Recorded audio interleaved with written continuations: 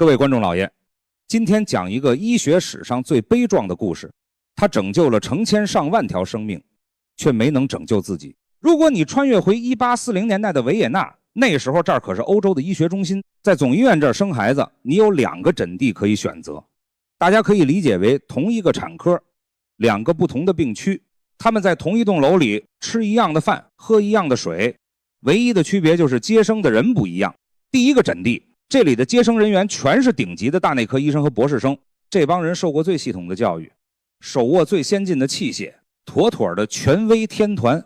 第二个诊地，这里全是没什么文化的助产士，也就是咱们常说的接生婆，他们没读过医书，全靠土办法接生。如果是你或者你的家人去生孩子，你选哪边？选顶级医生的扣1，选接生婆的扣2。相信选1的占了绝大多数，对吧？毕竟谁不信专家，信土郎中啊。但真相会让你脊背发凉。当时维也纳的孕妇们流传着一个恐怖的传言，谁要是被分到了第一诊地，那就是去送死。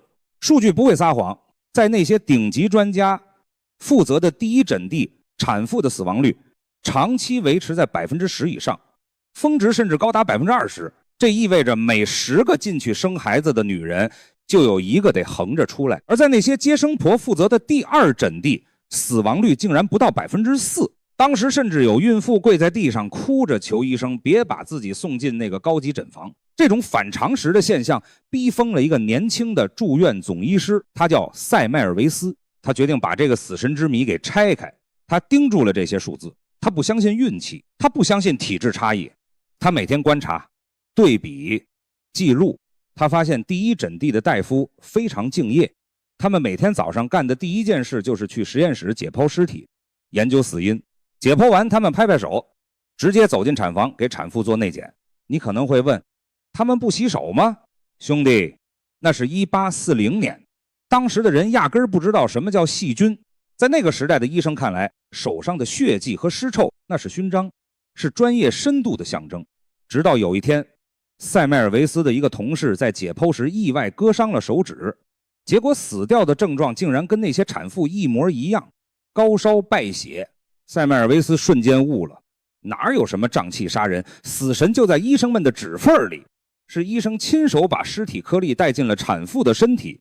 今天我们知道那是细菌，但在1847年，这是一个挑战整个医学体系的判断。看到真相后，你以为塞迈尔维斯去写报告申请了吗？不，他太了解老板了。他的顶头上司克莱因教授是个只信权威死守瘴气说的老顽固。你要是跑去跟他说，老板咱们的手太脏，把人害死了，老板只会觉得你在羞辱他，分分钟让你卷铺个卷滚蛋。于是塞迈尔维斯玩了一场教科书级的职场越权行动。1847年，趁着克莱因教授休假外出，塞迈尔维斯成了病区的临时负责人。他直接行使了代理权，先斩后奏，在产房门口横了一盆含氯石灰水，不洗手谁也别想碰病人。这就是一次赌上职业生涯的非法实验。他没有公文，没有许可，全靠那点微薄的临时权力硬顶。结果奇迹发生了，死亡率在短短1个月内从12%暴跌到了1%。按理说塞迈尔维斯该升职加薪，迎娶白富美，拿诺贝尔奖，成为全人类的英雄了吧？嘿嘿，真正黑暗的故事才刚刚开始。等到克莱因教授回来，看到这份足以拿诺贝尔奖的数据时，他是什么反应？他没有感到欣慰，他感到了愤怒，因为这组数据意味着一件沉重的事实。如果洗手是对的，那过去那些死去的母亲是谁的责任？在那个没有细菌理论的时代，主流学说仍是瘴气说，路易巴斯德的理论还没出现。塞迈尔维斯也解释不清什么是细菌，他只能说这叫尸体颗粒。那些医学大佬们拍着桌子骂他，我看你就是个江湖骗子，想出名想疯了。这不是单纯的恶意，这是认知边界。一个人看到的真相往往需要整个时代才能理解。塞迈尔维斯开始变得激烈愤怒，公开指责同行，他像一个孤身冲锋的人。可惜时代还没准备好，塞迈尔维斯被医院解雇了。他在布达佩斯四处奔走，像个疯子一样在街上发传单，求那些产妇不要去不洗手的医院。他的余生都在愤怒和精神崩溃中度过。1865年，他被关进了一家精神病院，在那里他遭到了守卫的毒打。讽刺的是，由于伤口感染，这个教全世界洗手的人最终死于败血症。他发现并终结了这种病，最后却死在了这种病手里。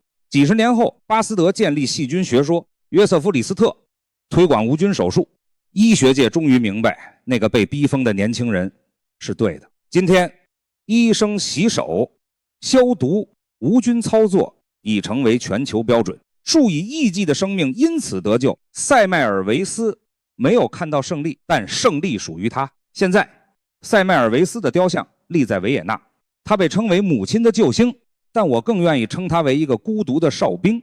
塞迈尔维斯不是一个被嘲笑的疯子，他是一个比时代早一步的人。他面对的不是愚蠢，而是人类对自己可能错了这件事的本能抗拒。科学进步从来不是优雅的转身，它往往需要有人在黑暗中先举起火把，哪怕火光照亮的是整个时代的不安。如果这个故事让你有所触动，请点个赞，您的支持能让我开心很久。我是进击的八公，咱们下期见，记得洗手。